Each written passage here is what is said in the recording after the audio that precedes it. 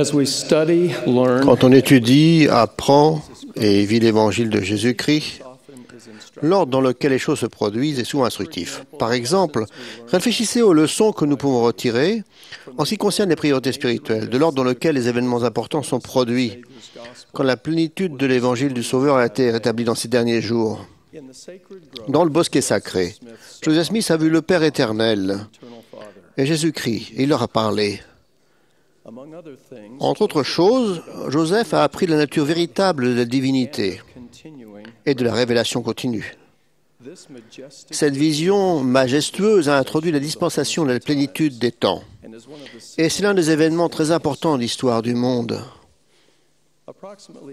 Environ 3 ans plus tard, le soir du 21 septembre 1923, en réponse à sa prière fervente, une lumière a rempli la chambre de Joseph, jusqu'à ce qu'elle soit plus claire qu'à l'heure de midi. Un personnage est apparu à son chevet, l'a appelé par son nom et a déclaré qu'il était un messager envoyé de la présence de Dieu et que son nom était Moroni. Il a donné des instructions à Joseph sur la parution du livre de Mormon. Puis Moroni a cité un passage de Malachie dans l'Ancien Testament, avec une légère différence par rapport à la forme utilisée dans la version du roi Jacques. « Voici, je vous révélerai la prêtrise par la main d'Élie, le prophète, avant que le jour de l'Éternel arrive, ce jour grand et redoutable, et il implantera dans le cœur des enfants des hommes les promesses faites au Père, et le cœur des enfants se tournera vers leur Père. S'il n'en était pas ainsi, la terre serait entièrement dévastée à sa venue. » Les instructions de Moroni au jeune prophète ont, en fin de compte, introduit 2 thèmes principaux. Le livre de Mormon et les paroles de Malachie, annonçant le rôle d'Élie dans le rétablissement de toutes choses dont Dieu a parlé anciennement par la bouche de ses saints prophètes depuis le début du monde. Ainsi, les événements qui ont introduit le rétablissement ont révélé une compréhension correcte de la divinité, ont souligné l'importance du livre de Mormon et ont annoncé l'œuvre du salut et de l'exaltation pour les vivants et pour les morts. Cette séquence inspirante nous montre quelles sont les choses spirituelles qui importent le plus à Dieu. Mon message se concentre sur le ministère et l'esprit d'Élie, que Moroni a prédit dans ses instructions initiales à Joseph Smith. Je prie avec ferveur pour recevoir l'aide du Saint-Esprit. Élie était un prophète de l'Ancien Testament par l'intermédiaire duquel de grands miracles ont été accomplis. Jadis, en Israël, il a scellé les cieux et la pluie n'est pas tombée pendant 3 ans et demi. Il a multiplié la farine et l'huile d'une veuve. Il a ressuscité un jeune garçon. Il a fait descendre le feu du ciel lors d'un défi lancé aux prophètes de Baal. À la fin de son ministère mortel, il monta au ciel dans un tourbillon et il fut enlevé. Les révélations modernes nous apprennent qu'Élie détenait le pouvoir de scellement de la prêtrise de Melchizedek et qu'il a été le dernier prophète à le détenir jusqu'à l'époque de Jésus-Christ.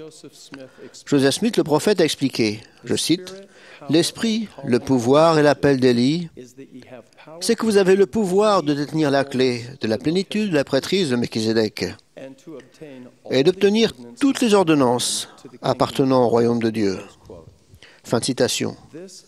Cette autorité de scellement sacré est indispensable pour que les ordonnances de la prêtrise soient valides et fassent force de loi sur la terre et dans les cieux. Élie est apparu avec Moïse sur le mont de la Transfiguration. Il a conféré cette autorité à Pierre, Jacques et Jean. Le 3 avril 1936, Élie est encore apparu avec Moïse et d'autres dans le temple de Kirtland. Il a conféré les mêmes clés à Joseph Smith et à Oliver Cowdery. Les Écritures disent qu'Élie, le prophète, s'est tenu devant Joseph et Oliver et qu'il a dit « Voici, le temps est pleinement arrivé. » Ce temps dont il a été parlé par la bouche de Malachie, lorsqu'il a témoigné qu'il, Élie, serait envoyé avant la venue du jour du Seigneur, jour grand et redoutable, pour tourner le cœur des pères vers les enfants et les enfants vers les pères, de peur que la terre entière ne soit frappée de malédiction. C'est pourquoi les clés de cette dispensation sont remises entre vos mains. Et vous saurez par là que le jour du Seigneur, jour grand et redoutable, est proche, et même à la porte. Le rétablissement de l'autorité de scellement par Élie en 1836 était nécessaire pour préparer le monde à la seconde venue du Sauveur. Il a instauré un intérêt considérablement accru dans le monde pour la recherche dans le domaine de l'histoire familiale. Joseph Smith, le prophète, a déclaré, je cite, « La plus grande responsabilité que Dieu nous ait confiée ici-bas est de rechercher nos morts. Car il est nécessaire que nous ayons le pouvoir de scellement pour sceller nos enfants et nos morts pour la plénitude de la dispensation des temps. Dispensation faite pour recevoir l'accomplissement des promesses faites par Jésus-Christ avant la fondation du monde pour le salut des hommes.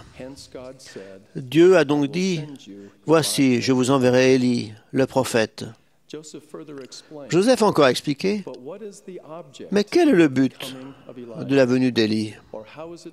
Et comment doit-il être accompli? Les clés doivent être remises. L'esprit d'Élie doit venir. L'Évangile doit être rétabli. Les saints de Dieu rassemblés, Sion édifié, et les saints montés comme libérateurs sur la montagne de Sion. Mais comment vont-ils devenir libérateurs sur la montagne de Sion? En construisant leur temple et en recevant toutes les ordonnances en faveur de tous leurs ancêtres qui sont morts. Et c'est en cela que se trouve la chaîne qui lie le cœur des pères aux enfants et les enfants aux pères, ce qui accomplit la mission d'Élie. Fin de citation. Russell M. Nelson a enseigné que l'esprit d'Élie est une manifestation du Saint-Esprit qui rend témoignage de la nature divine de la famille.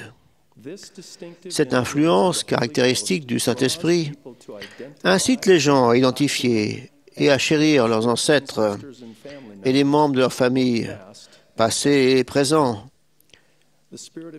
et à collecter des informations les concernant. L'esprit d'Élie touche des personnes membres et nous membres de l'Église. Cependant, en tant que membres de l'Église rétablie du Christ, nous avons fait alliance et avons ainsi la responsabilité de rechercher nos ancêtres et de leur donner accès aux ordonnances salvatrices de l'Évangile. Ils ne parviennent pas sans nous à la perfection. Et sans nos morts, nous ne pouvons pas non plus parvenir à la perfection. Pour ces raisons, nous faisons des recherches d'histoire familiale, nous construisons des temples et nous accomplissons des ordonnances par procuration. Pour ces raisons, Élie a été envoyé pour établir l'autorité de scellement qui lit sur la terre et dans les cieux. Nous sommes les agents du Seigneur dans l'œuvre du salut et d'exaltation qui empêchera que la terre entière soit frappée de malédiction à son retour. C'est notre devoir et notre grande bénédiction.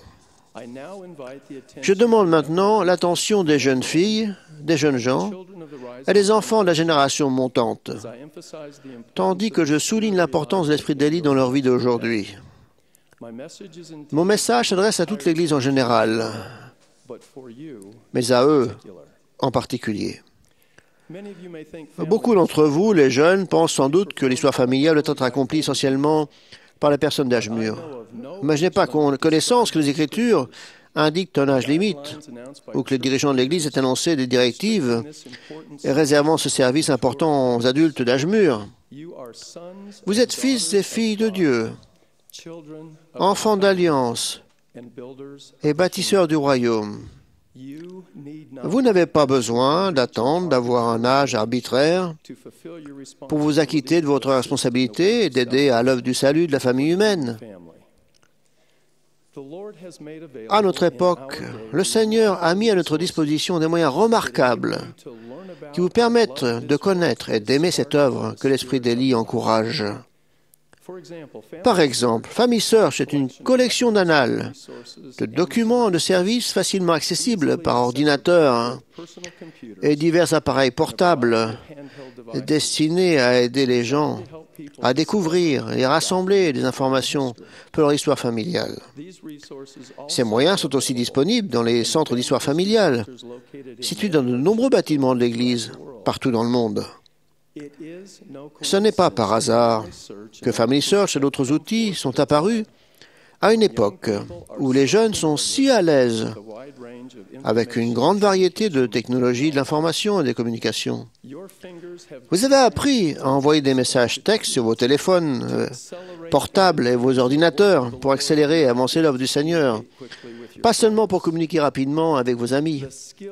Les compétences et les aptitudes évidentes parmi de nombreux jeunes d'aujourd'hui les préparent à contribuer à l'œuvre du salut. J'invite les jeunes de l'Église à apprendre et à faire l'expérience de l'esprit d'Élie. Je vous encourage à étudier, à rechercher vos ancêtres et à vous préparer à accomplir des baptêmes par procuration dans la maison du Seigneur pour vos ancêtres décédés. Et je vous exhorte à aider d'autres personnes à découvrir leur histoire familiale. Répondez avec foi à cette invitation et votre cœur se tournera vers vos ancêtres. Les promesses faites à Abraham, Isaac et Jacob sont implantées dans votre cœur. Votre bénédiction patriarcale contenant la déclaration de votre lignage vous liera à ses pères et aura plus de sens pour vous. Votre amour et votre reconnaissance envers vos ancêtres augmenteront. Votre témoignage de Sauveur et votre conversion à lui deviendront profonds et plus durables. Et je vous promets que vous serez protégés de l'influence de plus en plus intense de l'adversaire. En participant à cette œuvre sainte et en l'aimant, vous serez protégés pendant votre jeunesse et tout au long de votre vie. Parents et dirigeants, veuillez aider vos enfants et les jeunes à mieux connaître l'esprit d'Élie et à le ressentir. Mais ne programmez pas cet effort à l'excès et ne vous lancez pas dans des informations, une formation trop détaillée. Demandez aux jeunes d'explorer, d'expérimenter et d'apprendre par eux-mêmes.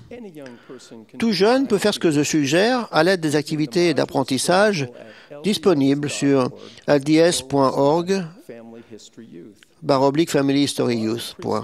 Les présidences de collège d'apprêtrices d'Aaron et de classes des jeunes filles peuvent jouer un rôle important pour aider tous les jeunes à se familiariser avec ces ressources de base. Les jeunes ont de plus en plus besoin d'un apprentissage par l'action, ce qui permettra au pouvoir du Saint-Esprit de leur accorder davantage de lumière et de connaissances, et ne pas simplement être des élèves passifs qui subissent.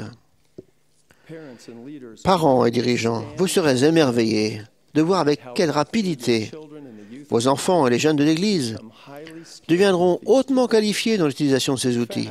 En fait, ces jeunes vous enseigneront comment utiliser efficacement ces ressources. Les jeunes ont beaucoup à offrir aux personnes plus âgées, qui sont mal à l'aise ou intimidées face à la technologie, ou qui ne savent pas bien se servir de Family Search. Vous aussi, vous compterez vos nombreux bienfaits quand les jeunes consacreront plus de temps à l'œuvre de l'histoire familiale du Temple et moins de temps aux jeux vidéo, à surfer sur l'Internet et à utiliser des réseaux sociaux tels que Facebook. Troy Jackson, Jalen Hope et Andrew Allen sont des détenteurs de la prêtrise d'Aaron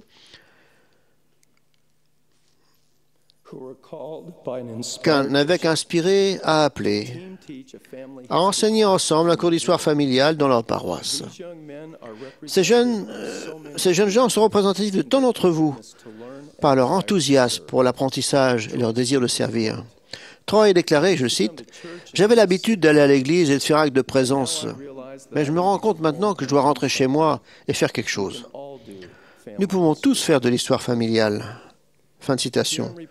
Jaren raconte qu'en apprenant davantage sur l'histoire familiale, et s'est rendu compte, je cite, qu'il ne s'agissait pas seulement de noms, mais de personnes réelles. Il ajoute, « Je suis devenu de plus en plus heureux d'emporter des noms au temple. » Fin de citation. Et Andrew dit, je cite, « Je me suis pris d'une passion pour l'histoire familiale dont je ne me savais pas capable. En me préparant chaque semaine à enseigner, j'étais souvent incité par Saint-Esprit à agir et à essayer certaines méthodes proposées dans la leçon. Auparavant, l'histoire familiale me faisait peur, mais l'Esprit m'a aidé à remplir mon appel et à aider beaucoup de gens de notre paroisse. » Fin de citation. Mes chers jeunes frères et sœurs, l'histoire familiale n'est pas simplement un programme ou une activité intéressante parrainée par l'Église. Elle est en fait une partie essentielle de l'œuvre du salut et de l'exaltation. Vous avez été préparés pour vivre à cette époque et édifier le royaume de Dieu. Vous êtes ici maintenant sur la terre pour contribuer à cette œuvre glorieuse. Je témoigne qu'Élie est revenu sur la terre et qu'il a rétabli l'autorité sacrée du scellement. Je témoigne que ce qui est lié sur la terre peut être lié dans les cieux. Et je sais que les jeunes de la génération montante ont un rôle clé à jouer dans cette grande entreprise. J'en témoigne au nom sacré du Seigneur Jésus-Christ. Amen.